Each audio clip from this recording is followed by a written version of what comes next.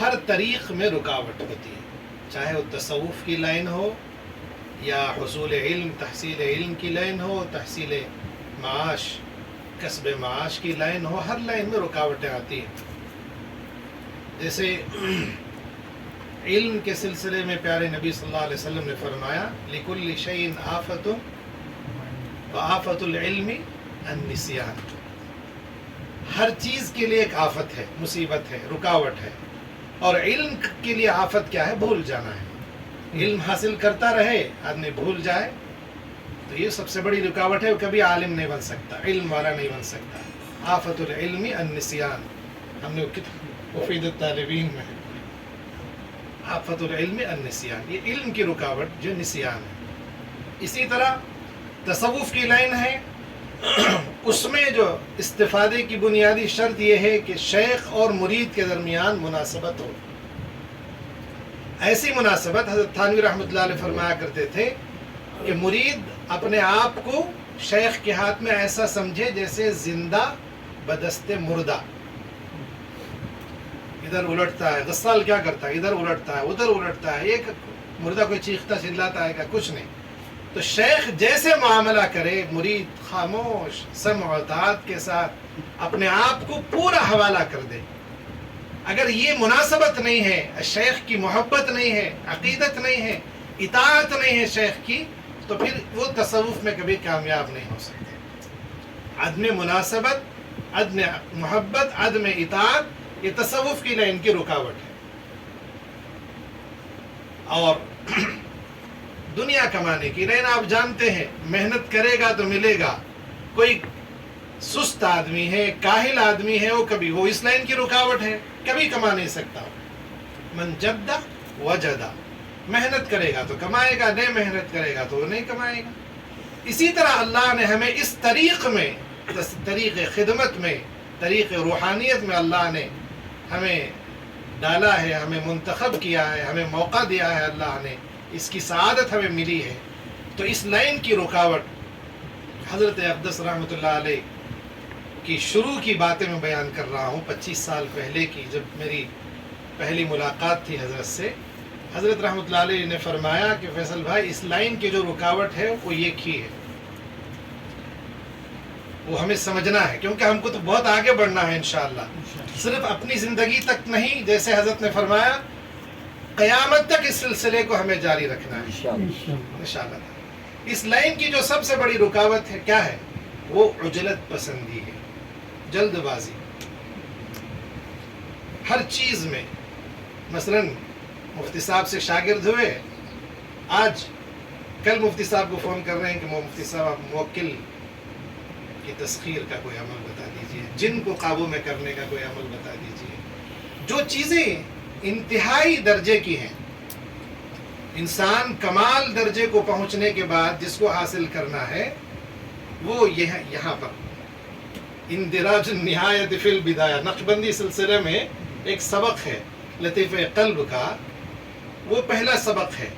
تو اس میں ان کا قاعدہ یہ ہے کہ اندراج النہایت فی البدایہ، نہایت جو انتہائی والی جو بات ہے وہ شروع میں ہی اس سلسلے میں کرا دی جاتی ہے۔ تو یہ اس لائن میں وہ بات نہیں ہے۔ یہاں جو نظام ہے، جو ایک پروسیجر ہے، جو ایک قانون ہے، جو ایک مقدمات کہہ لیجئے ہماری اپنی زبان میں، ان مقدمات سے جب ہم نہیں گزریں گے ہم نتیجے کو نہیں پہنچ سکتے۔ سادہ سی مثال ہے، دنیا میں اولاد پیدا کرنے کا کیا نظام اللہ نے رکھا؟ میاں بیوی کا نکاح ہوتا ہے، دونوں ملتے ہیں، استقرار حمل ہوتا ہے، پھر مدت حمل 9 مہینے کی ہوتی ہے، پھر جا کے ولادت ہوتی ہے۔ اس پورے پروسیس میں سال سوا سال کا عرصہ لگ جاتا ہے۔ اب اگر کوئی آدمی یہ سمجھے کہ آج نکاح کیا اور کل اولاد کے لیے وہ انتظار میں بیٹھ جائے، اس کو ہم کیا کہیں گے؟ صلی الرکعتین منتظر الوقت، 2 رکعت پڑھا اور انتظار میں بیٹھ گیا کہ اب جبرائیل امین آئیں گے وہی لیں گے، یہ والی بات ہے۔ تو یہ حضرت نے مجھے پہلا سبق یہی دیا تھا کہ فیصل بھائی آپ اس لائن میں آئے ہیں، میں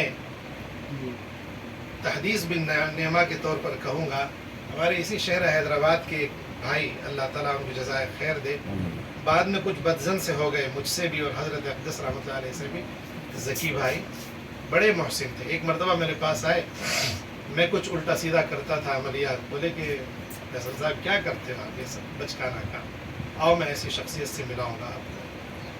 تو مجھے ہاتھ پکڑ کے حضرت کی خدمت میں, یہ سن 99 کی بات ہے, 99 کی بات ہے. حضرت جب مدراس تشریف لائے تھے کسی کے گھر میں, تو لے گئے مجھے حضرت کی خدمت میں ملائے, اور یہ الفاظ کہے, یہ میں اپنے لیے سعادت سمجھتا ہوں, شرف سمجھتا ہوں. اللہ سے دعا کرتا ہوں کہ اللہ مجھے اس قابل بنا دے. یہ کہہ کر مجھے بٹھایا کہ مولانا جس آدمی کی آپ کو تلاش ہے اس کو لے کے آیا ہوں. حالانکہ اس وقت کیا ابھی بھی جاہل, کاہل, نکما جو کہہ لیجئے وہ ہوں میں. من آنم کے من دانم, میں کیا ہوں میں ہی جانتا ہوں. تو اس وقت میں نے حضرت سے درخواست کی کہ حضرت آپ تشریف لائیں میرے گھر. جب میرا نکاح نہیں ہوا تھا تو میں ایک مسجد کا امام ہوں, وہاں حضرت تشریف لائے اور جمعہ کا بیان میں نے حضرت سے کرا. ہماری مسجد مرکزی مسجد ہے مدراس میں, مفتی صاحب کئی مرتبہ تشریف لا چکے ہیں. تو بیان کے بعد حضرت رحمۃ اللہ علیہ کے ساتھ مولانا خالد بھائی, خالد مظہر صاحب تھے, حضرت کے بڑے رفیق سفر تھے, وہ تھے. تو اب کھانے کا نظم کرنا تھا, ہمارے پاس کچھ انتظام نہیں تھا, تو یقین مانی میرے پاس 150 روپے تھے. تو میں وہاں سامنے میرے ایک دوست رہتے تھے, میں 150 روپے ان کے حوالے کیا, کہ بولا کہ بریانی بنانا ہے اور کچھ اس کے ساتھ آپ بنا دیجیے, گوشت بنا دیجیے. 150 روپے میں کیا بنے گا؟ تو پتہ نہیں وہ صاحب بیچارے 400-500 روپے اس میں مزید ڈال کر کے, کہ میں تذکرہ کر رہا ہوں, کوئی تقریر نہیں ہے, انشاءاللہ فائدہ ہوگا آپ کو اس سے. کھانے کا نظم کیا, بریانی بنی, اور کچھ بٹیر حضرت کو پسند تھا تو بٹیر وٹیر بنا دیے. یقین مانیے کہ پوری زندگی حضرت رحمۃ اللہ علیہ فرماتے تھے کہ فیصل بھائی اس دن کی بریانی کا جو ذائقہ میں نے محسوس کیا وہ آج تک میں دنیا کے اندر ہزاروں بریانیاں میں نے کھا لی, وہ ذائقہ محسوس کیا. اور اس کے بعد حضرت نے فرمایا کہ فیصل بھائی میں نے خواب میں دیکھا تھا کہ میں آپ کی مسجد میں بیان کر رہا ہوں اور مجھ سے بیان کروا رہے ہیں. کیسا ایک نظام تھا دیکھیے.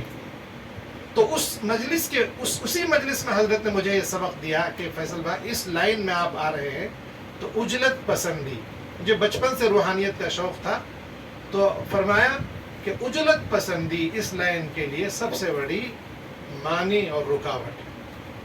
اور اجلت کے آپ حضرات علماء ہی بولنے کی ضرورت نہیں ہے کہ انسان کے اندر جتنی عادتیں ہیں, اوصاف ہیں, خصلتیں ہیں, چاہے وہ اچھی ہوں یا بری ہوں, الہمہا فجورہا و تقواہا, اللہ نے دونوں چیزیں انسان کو بتا دی. وہدیناہ النجدین, دونوں باتیں اللہ نے انسان کو بتا دی.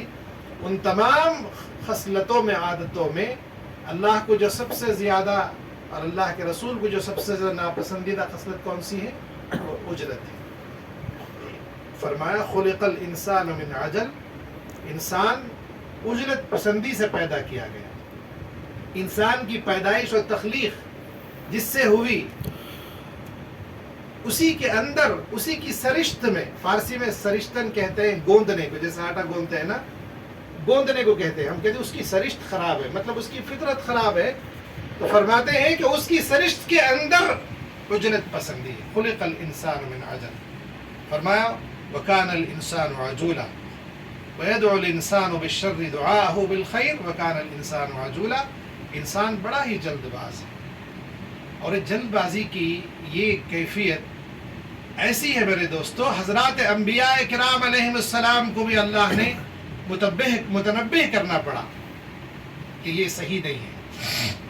حضرت موسیٰ علیہ السلام کا واقعہ آپ جانتے ہیں, کوہ طور پر اللہ نے بلایا تھا تورات عطا کرنے کے لیے کہ اپنی قوم کے لوگوں کو لے کر آؤ. حضرت موسیٰ کیا کیے, جلدی بھاگ چلے گئے, اچھے ارادے سے, کوئی غلط ارادہ نہیں تھا, اچھی نیت سے اپنا شوق دیدار ظاہر کرنے کے لیے, اپنی تڑپ کا اظہار کرنے کے لیے, یہ سوچ کر گئے کہ اللہ خوش ہو جائیں گے. لیکن وہاں الٹا جواب دینے کا موقع ہو گیا اللہ جب جلدی پہنچ گئے کوہ طور پر اپنی قوم کو چھوڑ کے، تو اللہ تعالیٰ نے سوال کیا وما اعجلک عن قومک یا موسیٰ، موسیٰ کیوں جلدی آ گئے، کیوں تم نے عجلت کی، وما اعجلک عن قومک یا موسیٰ۔ حضرت موسیٰ پریشان ہو گئے، جواب دیا قال هم اولائی علی اثری، میرے اللہ وہ تو میری قوم تو پیچھے آ رہے ہیں، وعجلت الیک ربی لترضی، اللہ میں جلدی اس لیے آ گیا آپ راضی ہو جائیں۔ اللہ نے فرمایا نہیں موسیٰ، فَإِنَّا قَدْ فَتَنَّا قَوْمَكَ مِن بَعْدِكَ وَأَضَلَّهُمُ السَّامِرِيُّ، تمہارے جلد بازی کا نتیجہ یہ ہے کہ تمہاری قوم فتنے میں مبتلا ہو گئی اور سامری نے انہیں گمراہ کر دیا۔ نبی کا قوم سے ہٹنا تھا کہ قوم گمراہ ہو گئی۔ تو یہ اجرت پسندی کا نتیجہ۔ انسان جب بھی کسی معاملے میں اجرت پسندی سے کام لے گا، اس کا انجام کیا ہوگا؟ خراب ہوگا، نقصان ہوگا، ندامت ہوگی، شرمندگی ہوگی۔ اسی لیے ہم اپنے بول چال میں کہتے ہیں جلدی کا کام کس کا؟ شیطان کا کام۔ یہ دراصل حدیث ہے، الانات من اللہ والعجلۃ من الشیطان۔ حسن تدبر، صبر و ضبط، حلم اور یہ چیزیں جو ہے یہ اللہ کی طرف سے ہے، اور جلد بازی والعجلۃ من الشیطان، شیطان کی طرف سے۔ قرآن کے اندر دیکھیے کتنا بہترین نمونہ تعلیم و تعلم کا، استاد اور شاگردی کے آداب کو ملحوظ رکھنے کا۔ حضرت موسیٰ علیہ السلام، حضرت خضر علیہ السلام کا واقعہ ہم نے ہزاروں مرتبہ پڑھا، سنا۔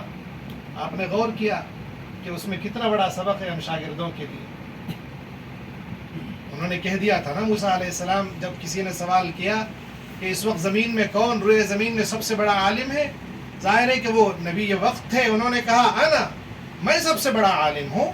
یہ بات اللہ کو ناگوار ہوئی تو اللہ تعالیٰ نے فرمایا موسیٰ تم بڑے عالم نہیں ہو، تم سے بھی بڑا عالم دنیا کے اندر ہے، جاؤ فلاں جگہ جاؤ سمندر کے کنارے، وہاں ہمارا ایک بڑا عالم، تم سے بڑا عالم وہاں پر موجود ہے۔ یہ جاتے ہیں اور وہاں حضرت خضر علیہ السلام سے ملاقات ہوتی ہے، تو ان سے درخواست کرتے ہیں هل اتبعک علی ان تعلمنی مما علمت رشدا، اے خضر کیا میں تمہاری صحبت میں رہ سکتا ہوں؟ کیا تم مجھے جو علم تمہیں اللہ کی طرف سے ملا ہے وہ تم علم مجھے سکھا سکتے ہو؟ تو کیا کہا حضرت خضر علیہ السلام نے؟ قال انک لن تستطیع معی صبرا، بھائی تم میرے ساتھ نہیں رہ سکتے، تمہارے اندر کیا ہے؟ صبر نہیں ہے، جلد بازی ہے، عجلت پسندی ہے۔ موسیٰ علیہ السلام وقت کے نبی، انہوں نے کہا کہ نہیں، ستجدنی انشاءاللہ صابرا، حضرت خضر آپ مجھے صبر کرنے والا پاؤ گے، میں عجلت نہیں کروں گا، جلد بازی نہیں کروں گا۔ تو انہوں نے شرط لگائی کہ فَإِنِ اتَّبَعْتَنِي فَلَا تَسْأَلْنِي عَنْ شَيْءٍ حَتَّى أُحْدِثَ لَكَ مِنْهُ ذِكْرًا، تو میرے ساتھ آ سکتے ہو، کنڈیشن کیا ہے؟ کسی معاملے کے بارے میں کوئی سوال نہیں کرو گے، خاموش، زبان کو بند رکھو گے، وہ بند رکھو گے۔ موسیٰ علیہ السلام اب آگے گئے، سمندر کے کنارے تھے، سمندر کے اس پار جانا تھا، کشتی آئی، کشتی والا حضرت خضر کو جانتا تو بولے حضرت آ جاؤ سوار ہو جاؤ۔ سوار ہو گئے، سوار ہونے کے بعد کشتی جب چلی تو تفسیر کی کتابوں میں ایک چڑیا آ کر کشتی کے اس دیوار پر بیٹھی اور اس نے سمندر میں اپنا چونچ ڈال کے خطرہ پانی پیا۔ تو حضرت خضر نے موسیٰ سے فرمایا موسیٰ دیکھو کہ اس چڑیا نے اس سمندر سے جو پانی پیا ہے اس سے سمندر کا کتنا پانی کم ہوا؟ ایک قطرہ۔ بالکل اسی طرح میرا اور تمہارا علم اللہ کے علم کے مقابلے میں کوئی حیثیت نہیں۔ سب سے بڑا عالم کون ہے؟ اللہ، وہ سب سے بڑا۔ قل انما العلم عند اللہ، علم کا اصل خزانہ کس کے پاس ہے؟ اللہ کے پاس ہے۔ پھر حضرت خضر علیہ السلام کیا کیے؟ ہاتھ میں ہتھوڑا لے کے کشتی کی کا ایک تختہ توڑ کے اس کو ڈیمیج کر دیا۔ تو حضرت موسیٰ علیہ السلام فوراً غصہ آ گیا، بولے کیا حضرت تمہیں نے تو پیسہ بھی نہیں لیے ہمارے سے، اب آپ ان کی کشتی کو توڑ رہے نا۔ تو موسیٰ میں بولا نہیں کہ تمہیں، کیا میں تمہیں نہیں بولا؟ تو موسیٰ علیہ السلام کو احساس ہو، بولے ہو قال لا تؤاخذنی بما نسیت، خضر مجھے معاف کر دیجئے، مجھے میں بھول گیا تھا۔ ولا ترهقنی من امری عسرا، میرے معاملے میں جلد بازی کا فیصلہ مت لیجیے، میں صبر کروں گا۔ آگے بڑھے، آگے بڑھ کے جا کے ساحل سمندر پر اترے، وہاں کچھ لڑکے کھیل رہے تھے۔ حضرت خضر علیہ السلام گئے، ایک لڑکے کو پکڑ کے گردن کاٹ دی۔ کاٹ کے اس کو قتل کر دیا۔ موسیٰ علیہ السلام کا پارا چڑھ گیا، اقتلت نفسا زکیۃ بغیر نفس لقد جئت شیئا نکرا۔ موسیٰ کیا کر دیے تم، ایک معصوم جان کو، بے گناہ جان کو قتل کو، ایک بچہ۔ قال الم نقل لك انك لن تستطيع معي صبرا، موسیٰ میں کیا نہیں بولا تھا تمہیں، تم میرے ساتھ نہیں، میری صحبت میں نہیں رہ سکتے۔ قال ان سألتك عن شيء بعدها فلا تصاحبني قد بلغت من لدني عذرا۔ اب موسیٰ علیہ السلام بولے ہاتھ جوڑ کے کہ حضرت اب یہ آخری چانس دیجیے مجھے، اس کے بعد اگر مجھے پوچھوں گا تو پھر مجھے اپنی صحبت سے دور کریں، یہ میری عذر کی انتہا ہے، معافی کی انتہا ہے۔ وہاں سے آگے بڑھے، دونوں بھوکے تھے، شام کا وقت تھا، ایک گاؤں آیا، اندر گئے، دونوں بھوکے تھے، دونوں وقت کے نبی تھے، لیکن لوگوں نے ان کو پہچانا نہیں، کھانا مانگا، پانی مانگا، بولے نہیں جاؤ جاؤ جاؤ، ہم کسی کو کچھ نہیں دیں گے، بھگا دیا دونوں۔ جب دونوں بھوکے پیاسے واپس ہو رہے تھے تو وہاں ایک جھوپڑی کو دیکھا، اس کی ایک دیوار گرنے کے قریب تھی۔ خضر علیہ السلام بولے موسیٰ علیہ جاؤ مٹی کا لا کے لاؤ، ہمیں دیوار کو برابر کرنا ہے۔ پہلے سے ٹینشن میں تھے موسیٰ علیہ السلام، ابھی ٹینشن اور پارا چڑھ گیا، لیکن کیا کرتے، مٹی وغیرہ کلا کے اس دیوار کو درست کیے، مضبوط کیے۔ جب وہاں سے چلنے لگے تو رہا نہیں گیا، موسیٰ علیہ السلام بولے نبی اتخذت علیہ اجرا، خضر کم سے کم ان سے مزدوری تو لے لیتے، یہ اتنے بے غیرت لوگ ہیں کہ ہمیں پوچھا بھی نہیں، ہمیں نبی اتخذت علیہ اجرا، کچھ پیسہ تو لے لیتے ان سے۔ خضر علیہ السلام بولے ھذا فراق بینی و بینک، بس بے ہو گیا، حد ہو گئی، اب میرے تمہارے درمیان کیا ہے، فراق ہے، جدائی ہے۔ اب اس کے بعد ایک کیوں ہوا، کس وجہ سے ہوا آپ جانتے ہیں، بس ایک واقعی تکرار، اس سے ہمیں مفہوم کو، ہمیں اس سے اصل وہ لینا ہے، اس کا مفہوم کیا ہے۔ دو باتیں ہیں اس میں، ایک بات یہ ہے کہ حصول علم کے لیے صحبت ضروری ہے۔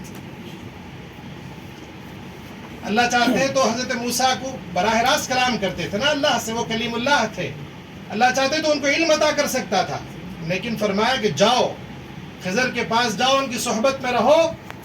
تو ہمیں یہ اشارہ ملتا ہے اس واقعے سے کہ ہمیں علم حاصل کرنے کے لیے صحبت کو اختیار کرنا ہے، صحبت کے بغیر کچھ نہیں ہوتا۔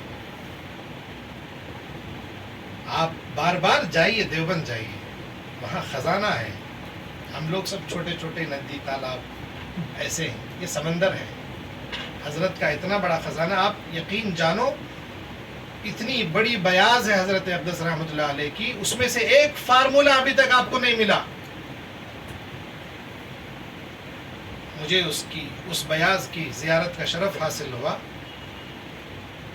اور ایسے ایسے فارمولے ہیں میرے دوستو کہ آپ حیرت میں پڑ جائیں گے اگر واقعی اس پہ عمل کر لو۔ نظروں سے غائب ہونے کا ایک عمل کتنا آسان عمل ہے، طلب ہونی چاہیے نا ہمارے، ہم فون میں بیٹھ کے پوچھ رہے ہیں حضرت موکل تذکیر کرنے کا کیا طریقہ ہے، یہ بتا دی، فون میں ایسے ہو جاتا ہے۔ واللہ العظیم، اللہ کی قسم میرے دوستو، مجھے ایک عمل حضرت اقدس رحمۃ اللہ نے عطا کی، 20 سال کی درخواست کے بعد، 20 سال کی درخواست کے بعد فرمایا فیصل بھائی، وہ جب عمل جس دن عطا کر رہے تھے فجر کی نماز کے بعد، فرمایا فیصل بھائی مجھے اندازہ تھا آپ اتنے سالوں سے مانگ رہے ہیں، لیکن یہ عمل اتنا قیمتی ہے کہ میں آپ کو ایسے ہی نہیں دینا، حالانکہ حضرت کی مجھ پر اتنی شفقت، اتنی رحمت، اتنی مہربانی، مجھے اپنا بیٹا نہ معلوم کیا کیا سمجھتے تھے، لیکن اس کے باوجود جب فن کی بات آ گئی، علم کی بات آ گئی، امانت کی بات آ گئی، تو حضرت نے اس اصول کو ملحوظ رکھا، فرمایا 20 سال کی خدمت کے بعد۔ تو آپ جائیے دیوبند، آپ میں سے کتنے لوگ ہیں کتنے مرتبہ گئے دیوبند، مجھے بتائیے، آپ کتنے دن قیام رہا آپ کا، بتائیے آپ کتنے دن قیام رہا۔ اپنا مال خرچ کیجئے، وقت لگائیے، وہاں جا کے ٹھہریے، کسی کے جوتے سیدھے کیجئے، تب جا کے یہ چیز حاصل ہوگی۔ نامی کوئی بغیر، ہمارے حضرت فرماتے تھے نامی کوئی بغیر مشقت کے نہیں ہوا، نامی کوئی بغیر مشقت کے نہیں ہوا، 100 بار جب عقیق کٹا تب نگی ہوا۔ ایک خوردرا پتھر جو کہیں ملتا ہے اس کی کوئی قدر و قیمت نہیں، لیکن سنار لا کے اس پر سون چلاتا ہے، اس کو کیا کرتا ہے، اس کی شکل دیتا ہے، اس پر آرا چلاتا ہے۔ 100 بار جب عقیق کٹا تب نگی بنا، تب جا کے وہ تاج میں پہننے کے قابل، انگوٹھی میں پہننے کے قابل، گلے میں پہننے کے قابل بنا. لیکن جس مرحلے سے گزرا اس سے ہمیں گزرنا ہی ہے اگر ہمیں کچھ بننا ہے. میرے دوستو ایک بہت بڑی ذمہ داری ہے. ہمیں قوم کے سامنے جانا، ہمارے پاس کچھ بھی نہیں ہے، ہمارے سامنے جن زدہ کوئی اب دیکھیے ایک خاتون یہاں پر آئی ہوئی ہے، اس کا کہنا ہے کہ میں پورا ہندوستان گھوم لیا، کوئی فائدہ نہیں، کسی بابا سے، کسی پنڈت سے، کسی عامل سے کوئی فائدہ نہیں. اس پہ ایک جن حاضر ہوتا ہے، وہ کہتا ہے کہ صاحب اس کو کنٹرول کر کے دکھا دو. ایسا جن آ جائے کیا کریں گے آپ کے پاس کیا ہے؟ کب حاصل کریں گے آپ میرے دوستو؟ ٹیلی فون سے، میسیجز سے یہ علم حاصل نہیں ہوتا. آپ خدا را سمجھیے، خدا را سنجیدہ ہو جائیے. اگر آپ کو واقعی اس لائن کو بدنام مت کیجیے. ایک مریض آپ کے پاس آئے گا، 2-4 مرتبہ آیا، 5 مرتبہ آیا، جا کے بدنام کرے گا ایسا، ان کے پاس تو کیا ہوتا ہے؟ فائدہ ہی نہیں ہوتا. آپ بدنام نہیں ہو رہے میرے دوستو، آپ کے استاد بدنام ہو رہے ہیں، آپ کا ادارہ بدنام ہو رہا ہے. ہمیں کچھ قابل بننا ہے. قابل کب بنیں گے؟ مفتی وقاص صاحب فرما رہے تھے کہ موکل تابع کرنا ناممکن ہے فی زماننا، واقعی ہے لیکن محال نہیں ہے. اگر آدمی کرے تو آج بھی کر سکتا ہے، موکل تابع ہو سکتا ہے. کیا مشکل ہے؟ صرف ہمیں اس کی ضرورت ہے، محنت کی ضرورت ہے. آپ جائیے، روبرو یہ چیزیں ملتی ہیں، فون کے ذریعے، میسیجز کے ذریعے، خطوط کے ذریعے. یہ علم حاصل نہیں ہوتا، یہ صدری علم ہے، یہ سینہ بسینہ منتقل ہوتا ہے. کچھ باتیں کتابوں سے مل جائیں گی، لیکن جو اصل راز کی باتیں ہیں، جو نکات ہیں، جو باریکیاں ہیں، وہ اکابرین اساتذہ وہ تو زبانی اور سینہ بسینہ ہی منتقل فرماتے ہیں. حضرت رحمۃ اللہ علیہ کے استاد تھے مولانا نذیر احمد مدراسی رحمۃ اللہ علیہ. وہ ہمارے مدراس کے علاقے کے تھے، مجرد تھے، غیر شادی شدہ تھے، میرٹھ کے کسی مسجد میں جا کے ہجرت کر کے رہ گئے تھے. حضرت رحمۃ اللہ علیہ فرماتے تھے کہ باوجود کہ میں اس لائن میں اتنے سالوں سے رہا، لیکن ان کی خدمت میں جا کر بیٹھتا تھا اور اس ارادے سے، اس نیت سے کہ ان سے کچھ حاصل. وہ بہت پہنچے ہوئے عامل تھے، سورہ یاسین کا موکل ان کا خادم تھا، تو ہمیشہ جا کے ان کی صحبت میں رہا کرتے تھے. ایک وقت ایسا آیا کہ مولانا نذیر احمد مدراسی بہت بیمار ہو گئے، مسجد میں پڑے ہیں. بہت سارے اس طرح کے شوق رکھنے والے عملیات کے حضرت کے اطراف حضرت کو گھیرے رہتے تھے تاکہ کچھ عطا کر دیں. تو اس ایک دن کا واقعہ تھا کہ مولانا نذیر احمد مدراسی کو بڑی زور کی کھانسی لگی اور کھانسی کے دوران بلغم اور تھوک نکل کے مسجد کے فرش پہ گر گیا. سارے شاگرد بیٹھے ہوئے تماشا دیکھ رہے ہیں. حضرت اقدس نے فرمایا کہ میں فوراً اٹھا اور اپنے ہاتھ سے اس تھوک کو، بلغم کو پوچھ کے لے جا کے میں دھویا اور کپڑا لا کے مسجد کے فرش کو میں نے صاف کر دیا. یہ ادا حضرت کے استاد کو اس قدر پسند آئی کہ باوجود کہ حضرت فریش تھے، بیمار تھے، کمزور تھے، اٹھے اور کہا کہ حسن میاں آؤ، اور ان کو قریب لا کے اپنے سینے سے جکڑا. حضرت اقدس فرماتے ہیں فیصل بھائی، مجھے اس وقت ایسا محسوس ہوا کہ کوئی ایک پہاڑ جیسی طاقت میرے جسم کے اندر اتر رہی ہے. میں کانپ اٹھا. وہ کیا تھا؟ سورہ یاسین کا موکل تھا. حضرت کی اتنا لمبا تجربہ، اتنا وسیع مطالعہ اور اتنا وسیع علم، اس کے باوجود حاصل کیسے ہوا؟ صحبت کی وجہ سے.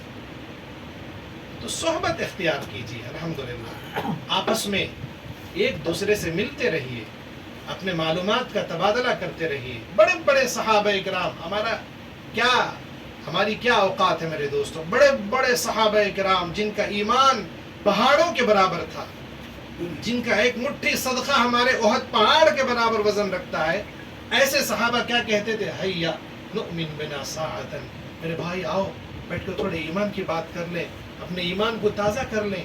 ان کو فکر تھی. ہم کیسے ہیں؟ 2-4 چیزیں ہمیں مل گئی، ہمارے درمیان کوئی رابطہ نہیں ہے. تو آج کی اس مجلس کا ایک مقصد یہ ہے کہ اس علاقے کے بلکہ تمام شاگردوں کے درمیان ایک ربط رہے، تعارف رہے.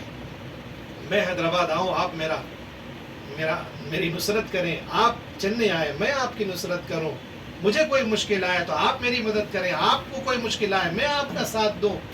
یہ آپس میں ربط ہونا چاہیے. آج کے اس مجلس کا یہ بھی ایک اہم ترین مقصد ہے.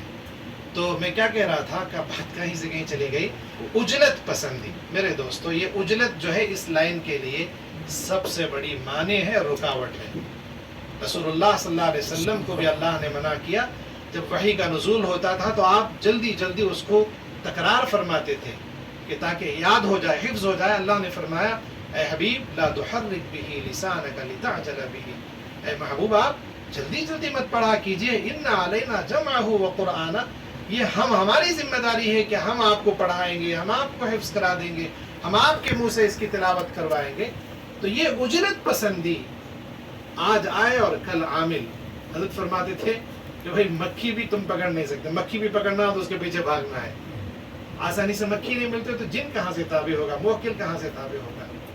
اس لیے میرے بزرگوں اور دوستوں، یہ جو اجلت پسندی ہے اس لائن کی، اس طریق کے لیے سم میں قاتل ہے. کچھ حاصل نہیں ہوگا. جو اس لائن کے مقدمات ہیں، بنیادی ریاضتیں ہیں اور بنیادی محنتیں ہیں، اس کو بتدریج آہستہ آہستہ آہستہ آہستہ جب تک آپ نہیں کریں گے کچھ حاصل نہیں ہوگا. آپ اہل علم ہیں الحمدللہ. آپ نہیں سمجھتے کہ خلق الارض فی یومین، اللہ تعالیٰ نے آسمان و زمین کو فی ستۃ ایام کیوں پیدا کیا؟ اسے کیا ضرورت تھی؟ اس کی شان تو کیا ہے؟ کن، اذا اراد شیئا ان یقول له کن فیکون. اسے تو لفظ کن کی بھی ضرورت نہیں ہے. جب وہ ارادہ کرتا ہے تو چیز وجود میں آ جاتی ہے. لیکن مفسرین کرام نے یہ حکمت بیان کی کہ انسانوں کو یہ تعلیم دینا مقصود ہے کہ ہر چیز میں حسن تدبر، حسن تدبیر، بتدریج، صبر و ضبط کے ساتھ آگے بڑھنا ہے. ایک حدیث مجھے یاد آ رہی ہے. اللہ کے نبی صلی اللہ علیہ وسلم نے فرمایا کہ اللہ تبارک و تعالی نے اس کائنات کو کل 6 دنوں میں پیدا فرمایا. خلق التربة یوم الاحد، یوم السبت، ہفتے کا دن. اللہ نے مٹی کو ہفتے کے دن پیدا کیا. اللہ چاہتا تو سب ایک ہی دن میں پیدا کر سکتا تھا. وخلق الجبال فیہا یوم الاحد، اور پہاڑوں کو اللہ نے اتوار کے دن، زمین کو پیدا کر دیا تو زمین ڈولنے لگی تو اتوار کے دن اللہ نے کیا، مشکات میں یہ حدیث آپ پڑھیے، خلق الجبال یوم الاحد، پہاڑوں کو پیدا کر کے بطور میخ اللہ نے اس پر ٹھوک دیا.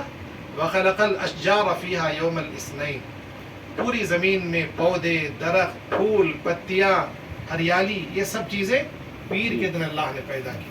وخلق المکروہ یوم الثلاثاء، جتنی بھی دنیا کے اندر مکروہ چیزیں، زہریلی چیزیں، سانپ، بچھو، شیر، بھیڑیا، ناپسندیدہ چیزیں ہیں، منگل کے دن اللہ نے پیدا کی. وخلق النور فیہا یوم الاربعاء، بدھ کے دن اللہ نے نور کو، روشنی کو پیدا کیا. وخلق فیہا الدواب، اللہ نے اس میں چوپائے جانوروں کو، چار پائے جانور، گائے، بیل، بکری، جتنے بھی چار، ان سب کو اللہ نے یوم الخمیس، جمعہ کے دن جمعرات کے دن پیدا کیا.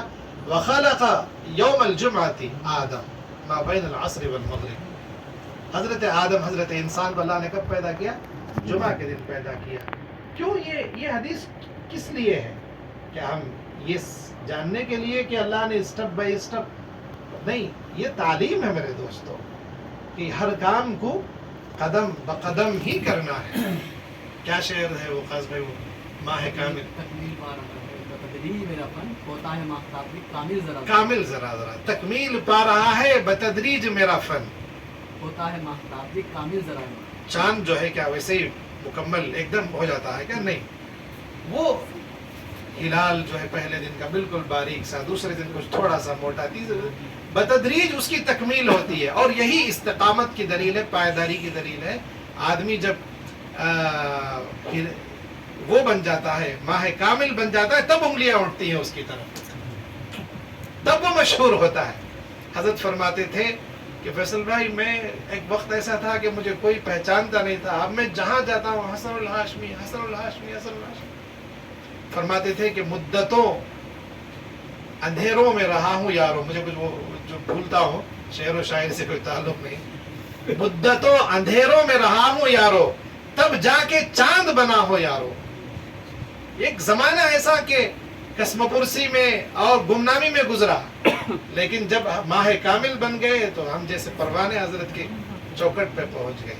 تو بتدریج ہم کو آگے بڑھنا ہے، اور یہ صرف ہماری لائن میں نہیں، ہر کام میں ہمیں بالکل اطمینان کے ساتھ، صبر کے ساتھ، ضبط کے ساتھ ہم کو آگے بڑھنا ہے۔ یہ اس لائن کے لیے رکاوٹ ہے، اس کو ہمیں سب سے پہلے نکالنا ہے، اور جو اس کی ابتدائی ریاضتیں ہیں، آگے چلتے چلتے اب ہم یہ بہت سارے ہمارے احباب یہ سمجھتے ہیں کہ قلب قرآن کا چلہ مکمل ہو گیا تو عامل ہو گئے، نہیں، اس کے بعد ایک بہت بڑا سمندر ہے، بہت بڑا سمندر ہے ہم کو حاصل کرنا ہے۔ اس لیے آپ مزید طلب میں رہیے، اپنے اندر طلب پیدا کیجئے، سفر کیجئے، دیوبند جائیے، 2-4 دن وہاں قیام کیجئے، پیچھا مت چھوڑیے وقاص صاحب کا، ایسے ہی نہیں ملے گا، پیچھا کیجئے، ان کو پریشان کیجئے جا کر، انشاءاللہ تعالی اللہ سے امید ہے کہ ضرور آپ کا دامن خالی نہیں رہے گا، انشاءاللہ ضرور آپ کو ملے گا۔ اور کچھ 2-4 متفرق باتیں، وقت بھی کافی ہو گیا، سما خراشی کے لیے معافی چاہتا ہوں میں۔ جیسے حضرات کی بات آئی، الحمدللہ موکل تابع کرنا انشاءاللہ ضرور کریں گے، میں سمجھتا ہوں آپ میں سے ہر ایک کے اندر صلاحیت ہے، کوئی بڑی بات نہیں، انسان تو اشرف المخلوقات ہے، الدنیا خلقت لکم، یہ پوری دنیا اللہ ہمارے لیے پیدا کیا ہے، فرشتے بھی ہمارے لیے، جنات بھی ہمارے لیے، یہ ساری چیزیں ہمارے لیے ہیں، بس ہمیں حاصل کرنے کی صلاحیت ہم کو اپنے اندر پیدا کرنا ہے، فرشتے ہمارے سامنے آ کے کھڑے ہو جائیں گے، سمجھ میں آئے؟ تو کوئی مشکل چیز نہیں ہے، لیکن اتنا فرق ہے کہ یہ تھوڑا اور اپنے چھوٹے معصوم بچے کو بریانی کھلائے تو کیسا، کیا ہوگا؟ چھوٹا بچہ ہے، ابھی پیدا ہوا ہے، اس کو مٹن بریانی حیدرآباد کی کھلا رہے ہیں، بچہ جو ہے وہ ختم ہو جائے گا۔ اس لیے ہم ابھی روحانی لائن میں بچے ہیں، تو ہمارے لائق بالکل جیسے ہلکی پھلکی غذائیں، نرم غذائیں، یہ ہے، ہم اپنے استعداد کو ہم بڑھائیں، اور اتنا کریں کہ ہم روحانیت کی بڑی بڑی موٹی موٹی ثقیل غذاؤں کو ہضم کر سکیں، موکل کے اور جنات کے اور ارواح کے ان کی طاقتوں کو ہم برداشت کرنے کی۔ آپ نہیں سنے کہ رسول اللہ صلی اللہ علیہ وسلم پر جب وحی کا نزول ہوتا تھا کیا ہوتا تھا؟ کیا ہوتا تھا؟ سخت سردی کا موسم، آپ پسینے سے شرابور ہو جاتے تھے، کیا بات تھی؟ وہ روحانیت تھی، جبرائیل امین تھے۔ تو اب جب جبرائیل امین کی یہ بات ہے، کوئی موکل ہمارے پاس آئے کہ ہمارے وجود پہ اثر نہیں پڑے گا، تو اس کو برداشت کرنے کی طاقت ہمیں ہونی چاہیے۔ تو وہ صلاحیت ہم کو اپنے اندر پیدا کرنے کی ضرورت ہے۔ حضرت مولانا نے فرمایا کہ روحانیت کو پیدا کرنا، میرے دوستو 3 باتیں ہیں حضرت نے فرمایا، ایک تو روحانیت کو پیدا کرنا، روحانیت کو بڑھانا، روحانیت کو باقی رکھنا، 3 چیزیں ہیں۔ جب تک اس لائن میں روحانیت اپنے اندر نہیں ہے تو ہم کچھ نہیں کر سکتے۔ روحانیت کو پیدا کرنے کا آسان طریقہ یہ ہے، حضرت فرماتے تھے کہ کثرت طاعات کے بنسبت اجتناب عن المعاصی، بہت لمبی لمبی سینکڑوں رکعت نمازیں پڑھ رہے ہیں، لاکھوں کی تعداد میں ذکر کر رہے ہیں، اس کے بنسبت اجتناب عن المعاصی، گناہوں سے آپ 1000 رکعت نماز پڑھ لیجئے، ایک مرتبہ اپنی آنکھوں کو حرام سے بچا لیجئے، اس میں اور اس میں جو روحانیت پیدا ہوگی وہ اس میں زیادہ ہوگی۔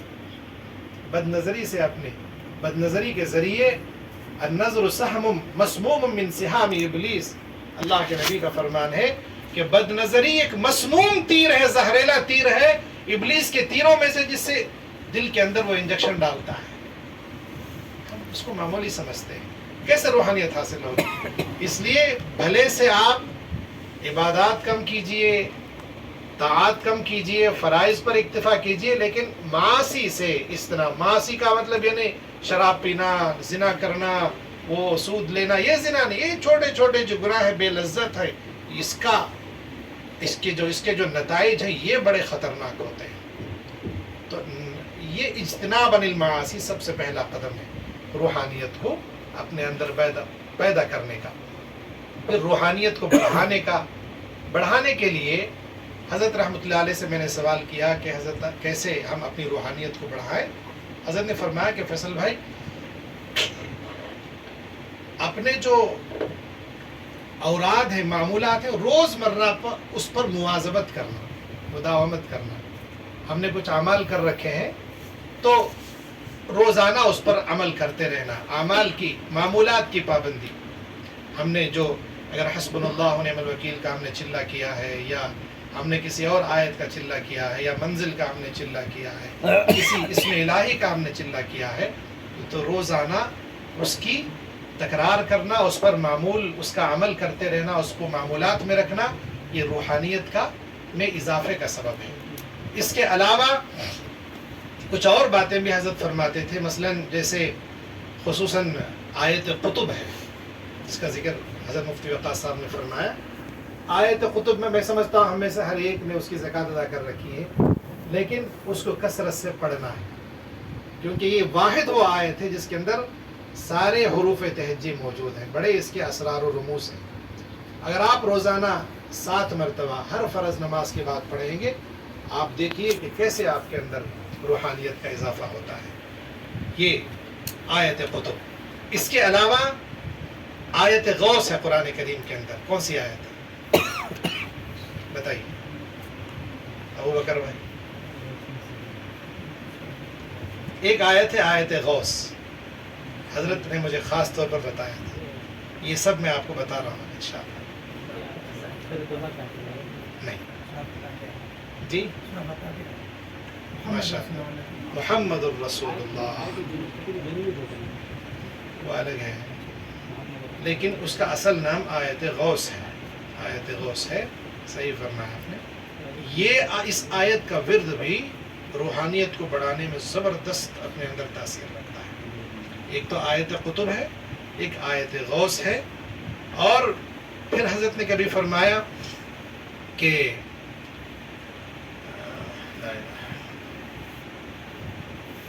چہل کاف کی بھی زکوٰۃ الحمدللہ ہم میں سے سب نے ادا کر رکھی ہے، اس کو بھی پڑھتے رہنا ہے. معمولات یہ سب ایک وقت روزانہ رکھ لیجئے. الحمدللہ میرا معمول ہے کچھ بھی ہو جائے، رات کو کتنے بھی دیر سے میں سفر سے واپس آؤں، 1 ہو جائے 2 ہو جائے، رات بھی ہمیں پہنچنے میں ادھر ادھر گھومتے گھومتے 12-1 بج گئے، لیکن میں عمل پڑھ کے ہی سویا.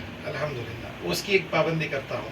کچھ ہے نہیں لیکن پڑھتے رہتا ہوں روزانہ. جو میں اپنے معمولات ہیں، منزل پڑھتا ہوں، اس کے علاوہ یہ ساری چیزیں پڑھتا ہوں. منزل ضرور پڑھا کیجیے. منزل کی عظمت و افادیت جو ہے یہ آیات الحرس ہے، اور یہ منقول ہے رسول اللہ صلی اللہ علیہ وسلم سے تمام طرح کے اثرات کے لیے. میرا اپنا تجربہ کہ جنات اور جادو کے مریضوں کے سلسلے میں منزل سے بڑھ کر کوئی چیز مفید نہیں.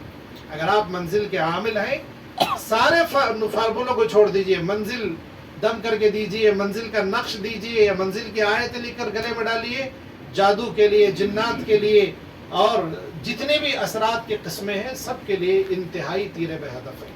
منزل پڑھیے، آیت قطب پڑھیے، آیت غوث پڑھیے، اور پھر وہ پڑھیے چہل کاف پڑھیے. اس کے علاوہ اسماء برہتیہ ہے. اسماء برہتیہ شریف آپ جانتے ہوں گے کہ وہ 28 اسماء ہیں جو حضرت سلیمان علیہ السلام پر اللہ نے نازل فرمائے. اور علماء ربانیین اور عاملین کاملین کا یہ دعویٰ ہے کہ تمام روحانیت کا دار و مدار انہی 28 اسماء پر ہے. اور اللہ ہمارے استاد رحمۃ اللہ علیہ کی قبر کو نور سے منور فرما دے. حضرت نے اپنے ایک رسالے میں بتاؤں، معلوم ہوگا کہ اسماء برہتیہ کے تعلق سے صحیح تلفظ کے ساتھ اس کو کتنے خزانے لٹا کر چلے گئے. ہماری یہ چونکہ مفت مل رہی تھی نا، کوئی محنت نہیں اس کے پیچھے، اس لیے ہمیں قدر نہیں ہے. ہم سفر کرتے، صحابہ ایک ایک آیت کے لیے کتنا سفر کرتے تھے، ایک ایک حدیث کے لیے. ہمیں تو ہر مہینہ گھر بیٹھے پہنچ رہا تھا، آپ تو واٹس ایپ میں مل رہا ہم کو. یہ نہیں ہے. آپ پڑھیے اسماء برہتیہ پڑھیے. اسماء برہتیہ کا سب سے بڑا فائدہ یہ ہے کہ چاہے کوئی بھی عمل ہو، چاہے وہ روزی کا عمل ہو، تسخیر کا عمل ہو، محبت کا عمل ہو، نفرت کا عمل ہو، یا شفا کا عمل ہو، رد سحر کا ہو یا رد جنات کا ہو، اگر آپ اس تعویذ کو بنانے کے بعد 1 مرتبہ آپ اسماء برہتیہ شریف پڑھ کر دم کر دیں، اس تعویذ کا فائدہ 100 گنا بڑھ جائے گا. کسے یاد ہے اسماء برہتیہ؟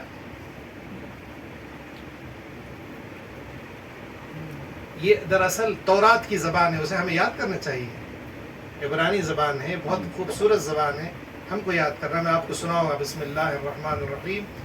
برہتیۃ برہتیۃ کریر کریر تتلیہ تتلیہ طوران طوران مسجل مسجل بسجل بسجل ترقب ترقب برہش برہش غلمش غلمش خوطیر خوطیر قلنہود قلنہود برشان برشان کظہیر کظہیر نموشلق نموشلق برہیولا برہیولا بشکیلق بشکیلق قزمز قزمز انغللیط انغللیط قبرات قبرات غیاها غیاها کیدہولا کیدہولا شمخاہر شمخاہر شمخاہر شمخاہر شمہاہر شمہاہر بکہطہونہن بکہطہونہن بشارش بشارش طونش طونش شمخ باروخ شمخ باروخ.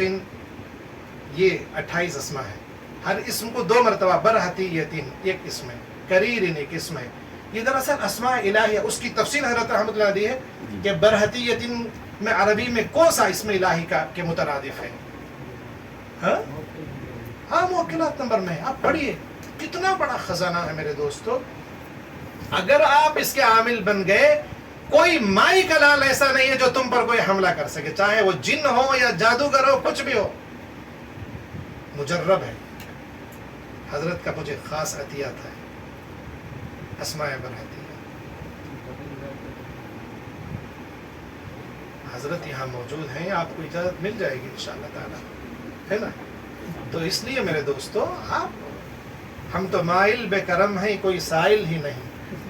ہم تو مائل بے کرم ہیں, کوئی سائل ہی نہیں. راہ دکھلائیں کسی, کوئی راہ روے منزل ہی نہیں. یقین محکم عمل پیہم محبت فاتح عالم. جہاد زندگانی میں یہی شمشیر ہیں مردوں کی. یہ ہمارے اندر طلب ہونا چاہیے. علماء کی, اللہ والوں کی پہچان حدیث میں کیا ہے کہ اگر تم اس کے پاس گئے نفع. عالم ربانی کی پہچان یہ ہے, ان احتیج الیہا نفع. حدیث ہے ان احتیج الیہا نفع. اگر اس کے پاس تم ضرورت لے کر جاؤ گے نفع پہنچائے گا. وَإِنْ اسْتُغْنِيَ عَنْهُ أَغْنَى بِنَفْسِهِ. اگر اس سے تم استغنا کرو گے تو اسے کیا پڑا ہے, وہ تو وہ استغنا کرے. کیا گھر تمہارے گھر پہ پہنچ کے تو تمہیں نہیں دے گا. ہمیں جانا ہے. پیاسے کو کہاں جانا ہے؟ کنویں کے پاس. وہاں پیاسے کے پاس نہیں آئے گا. اس لیے یہ کچھ متفرق باتیں تھی, میں معافی چاہتا ہوں. اور ایک سمندر ہے میرے دوستو, یہ مشت نمونہ از خروارے کی مترادف ہے. ایک دیگ میں سے ایک چاول. ابھی بریانی کا وقت بھی آ گیا انشاءاللہ, کھانا منگا لیے, بول دیجیے انشاءاللہ, وقت ہو رہا ہے نماز کا وقت. تو میرے دوستو, یہ آپ جائیے, اس سے بڑے بڑے خزانے وہاں دیوبند میں موجود ہیں. آپ سفر کیجئے, صحبت اختیار کیجئے انشاءاللہ تعالی. ہاں ایک بات بھول گیا تھا میں. حاضرات کی جو بات آئی نا, الحمدللہ یہ میں سینکڑوں بار تجربہ کر چکا ہوں.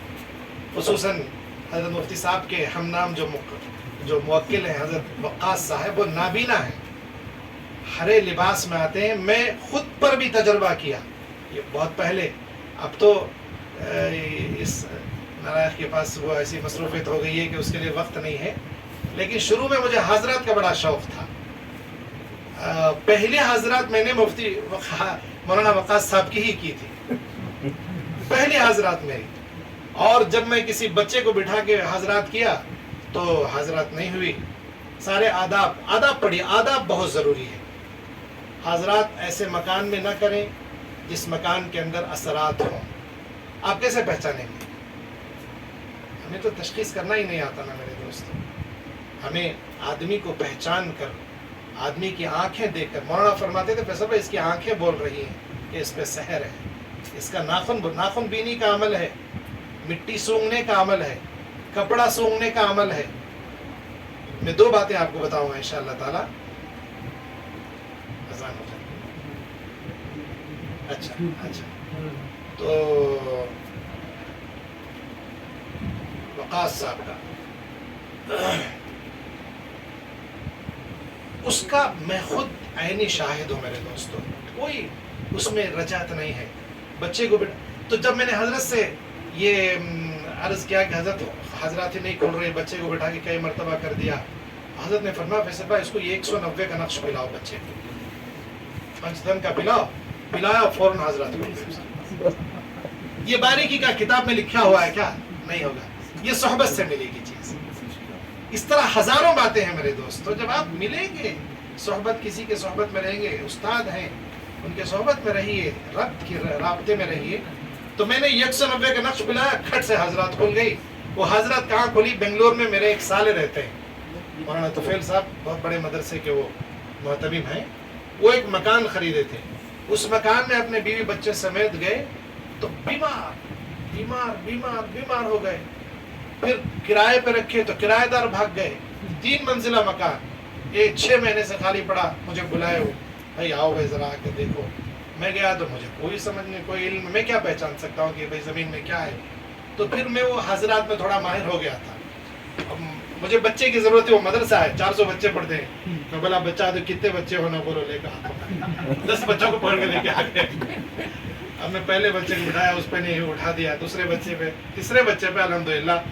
वो क्या होता है जब आप हिसार करके बैठते हैं उस हजरात की जगह, जब आप अमल पढ़ना शुरू करेंगे, हस्बी रब्बी जल्लल्लाह मा फी क़ल्बी गैरुल्लाह नूर मुजस्सम सल्लल्लाह ला इलाहा इल्लल्लाह ला इलाहा इल्लल्लाह मुहम्मद रसूलुल्लाह, ला इलाहा का दो बार तकरार करें।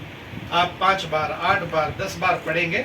बच्चा बोलता है हजरत सर में दुखता है, मुझे सर भारी हो गया, अब मैं क्या किया, ऐसा हो रहा है वैसा हो रहा है। वो ये अलामत है हाजरात खुलने की, कोई डरने की बात नहीं। तो फिर वो क्या करते हैं, वो एक बाग नजर आता है, बहुत बड़ा बाग। उस बाग के अंदर एक दरख्त के नीचे ये बुजुर्ग खड़े रहते हैं और यही तस्बीह बड़े खूबसूरत आवाज में पढ़ते रहते हैं। ये मैं खुद भी सुना उन कानों से, हस्बी रब्बी, बड़ी इतनी उनकी आवाज खूबसूरत है मेरे दोस्तों। आप बस सुनते ही रहो, सुनते ही रहो, सुनते ही रहो। वो बच्चा भी सुनता है। अब वो पूछते हैं कि भाई क्या बात है, क्यों आए, क्यों बुलाए मुझे। तो सवालात और जवाबात का भी एक तरीका है, वो भी मुफ्ती वक़ास साहब बताएंगे। आसान सा ये है कि उनको पहले सलाम कहलवाना, बच्चे की मारिफत, हज़रत अस्सलाम वालेकुम रहमतुल्लाह, वो सलाम का जवाब देंगे। तो उनसे मकसद बयान करना है कि हज़रत आपको हाजिर करने का मकसद ये है कि इस मरीज़ पे, फुला मरीज़ पे नाम, माँ का नाम ले या मरीज़ को बाजू बिठा ले। मैंने उस बच्चे से पूछा कि हज़रत हम जिस मकान में बैठे हैं, इस मकान में ये परेशानी है, कोई किराएदार नहीं ठहरता, लोग बीमार हो जाते हैं, क्या बात है। तो उन्होंने कहा कि साहब जिस जगह तुम बैठे हो वहाँ एक मुर्दा गड़ा हुआ है, ये मुर्दा गड़ा हुआ है यहाँ। तो बस मैं बोला हजरत बहुत बहुत शुक्रिया, आप जा सकते हैं, जज़ाकल्लाह। मंजर गायब, बच्चा उठ के वापस भेज दिया। मेरे साले को बोला तो हंसने लगा, मजाक उड़ाया, जामिया मुर्दा भी करता है, इतना अच्छा मोहल्ला है यहाँ, कब्रिस्तान भी कुछ भी। मैं बोला देख भाई, तेरे वास्ते मैं मद्रास से यहाँ आया, अब मेरा मजाक उड़ा रहा है तो तेरी बात है। देखो फिर 6 महीने और एक किराएदार नहीं आया उसमें। अब मैं वहाँ निशान लगा के आया था उस कमरे में, हजरत का कहना था कि इस जगह मुर्दा है। खुदा की कसम मेरे दोस्तों, 6 महीने के बाद उस कमरे में खुदाई की तो पूरा ढांचा निकला, खोद के फेंक दी। मैंने कहा कि उसमें 10 मरतबा सूरह यासीन पढ़ के पानी डालो, बंद कर दो। आज उसी मकान में है, उनके बच्चे हो गए, बच्चों के बच्चे हो गए, माशाल्लाह पूरा खानदान आबाद है। सुभान, इतना कीमती अमल है आज जो आपको अता हुआ है। बज़ाहिर आसान है, आप इस पर तजुर्बा कीजिए। शुरू में ये बच्चे पे खुलती है, आमिल पे नहीं खुलती। जब एक वक्त मरहला ऐसा आता है कि आप इसमें माहिर हो जाते हैं, इसमें असल क़ुव्वत ख्याल है। आप बच्चे के सामने बैठ के आप ये तसव्वुर करें कि मैं इस पे हाज़रात का नुज़ूल कर रहा हूँ, पूरे यकीन के साथ। उदउल्लाह व अंतुम मूक़िनून, पूरे यकीन के साथ तुम पढ़ोगे तो फिर क्या होगा, हाज़रात का नुज़ूल होता है। फिर एक वक्त ऐसा आता है मेरे दोस्तों कि आप भी आंख बंद करके पढ़ेंगे तो फिर आप पे भी हाज़रात का नुज़ूल हो जाता है। बिल्कुल ज़रूरत नहीं, आप कहीं भी रोड पे बैठ जाओ, बस में बैठ जाओ, मेरे बारे में, मकास भाई के बारे में हाज़रात करते रहो, सईद भाई के बारे में क्या कर रहे हैं, खाना खा रहे हैं, पानी पी रहे हैं, करते रहिए, कहीं भी बैठ जाइए, हाज़रात हो जाएगी। इतना आसान और बेज़रर हाज़रात एक है। और मैं जब कर रहा था तो मुझ पे खुद पे नहीं खुल रहे थे हाज़रात। मैंने हज़रत से दरख्वास्त की कि हज़रत मुझ पे हाज़रात खोले, बच्चे नहीं मिलते हैं, बच्चे अगर मिलते भी हैं तो माँ बाप परेशान होते, भाई क्या जादू करते हैं बच्चे को पकड़ को, ऐसा बोलते हैं। तो بولے کہ فیصل بھائی آپ ایسا کیجئے کہ مغرب سے پہلے کا آدھا گھنٹہ، یہ نوٹ کیجئے، کسی کتاب میں نہیں ملے گی، مغرب سے پہلے کا آدھا گھنٹہ یہ ایسا وقت ہے کہ ساری دنیا کی روحانیت منجمد ہو جاتی ہے، ایک جگہ پہ آ جاتی ہے۔ اس وقت میں اگر آپ بیٹھ کے پڑھیں گے زکوٰۃ ادا کرنے کے بعد، کوئی بھی خود کی حاضرات نمبر میں سینکڑوں خود کی حاضرات ہیں، اس میں یہ حسبی ربی جل اللہ بھی ہے، آپ آنکھ بند کر کے پڑھیں گے 5 منٹ پہ آپ کو حضرت وقاص صاحب نظر آئیں گے انشاءاللہ۔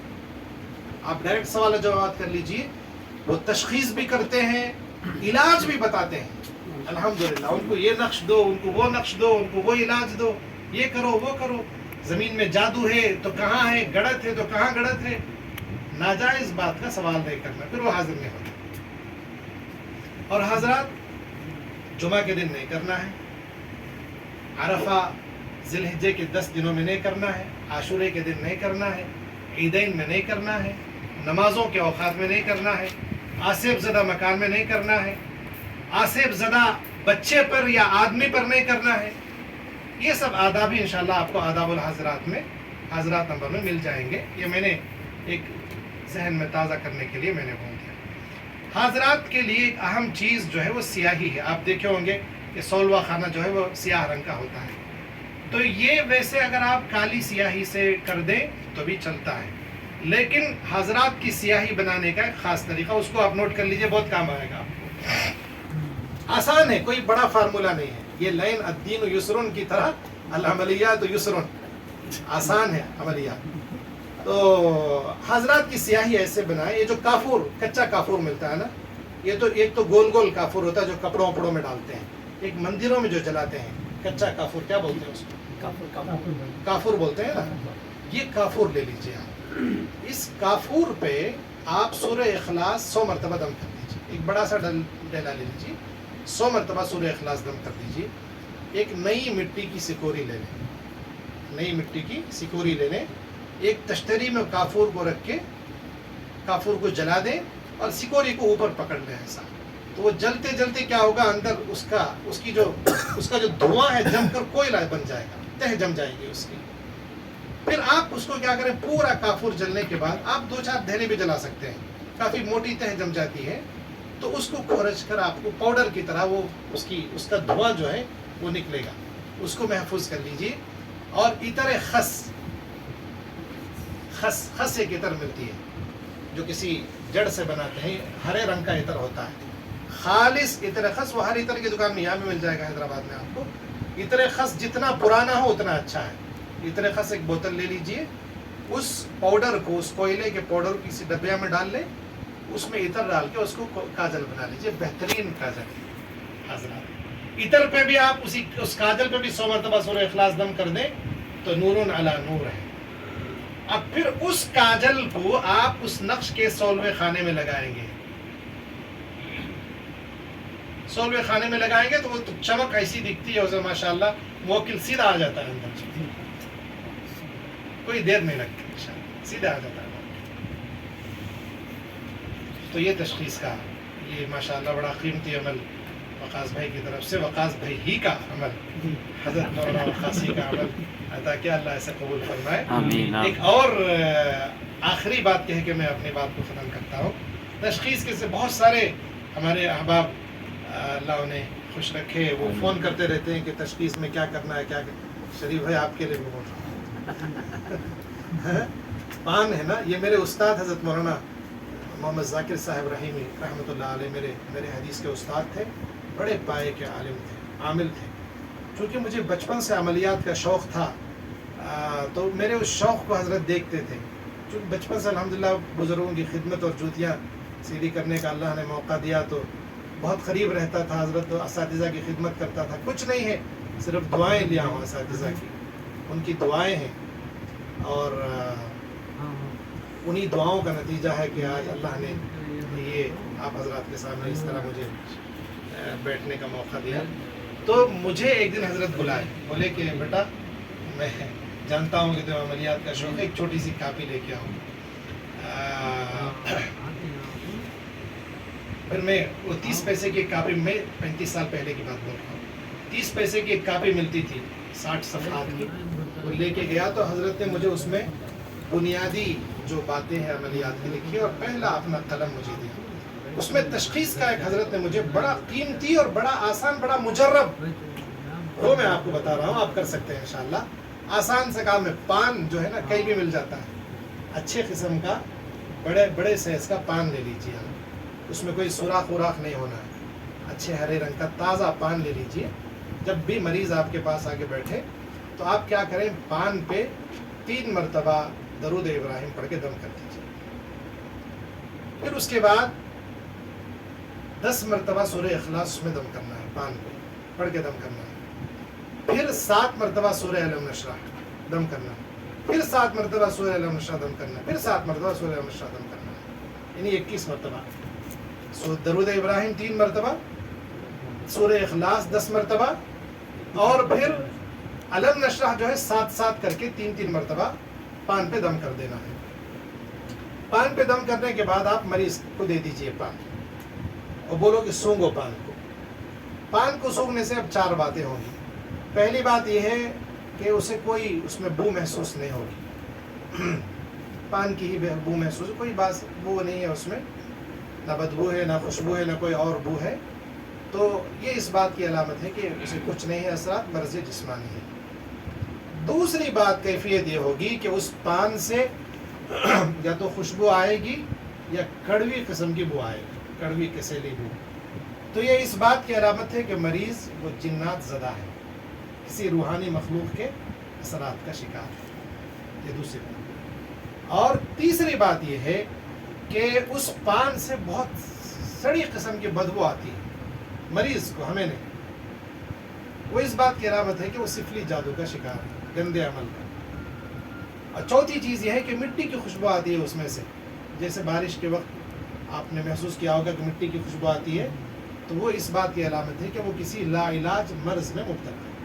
کینسر ہے, کڈنی فیلئر ہے, یا کوئی ایسی بیماری ہے جس کا اطباء کے پاس علاج ہے. یہ 4 باتیں انشاءاللہ. جزاک اللہ. باتوں پہ عمل کیجیے. اللہ تعالیٰ مجھے آپ کو ہمارے کہنے سننے کو قبول فرمائے, اور کوئی بات خلاف ادب ہو گئی ہو تو اس کے لیے معذرت چاہتا ہوں. علاج مریض ڈاکٹروں کے پاس, ہمارے پاس کیا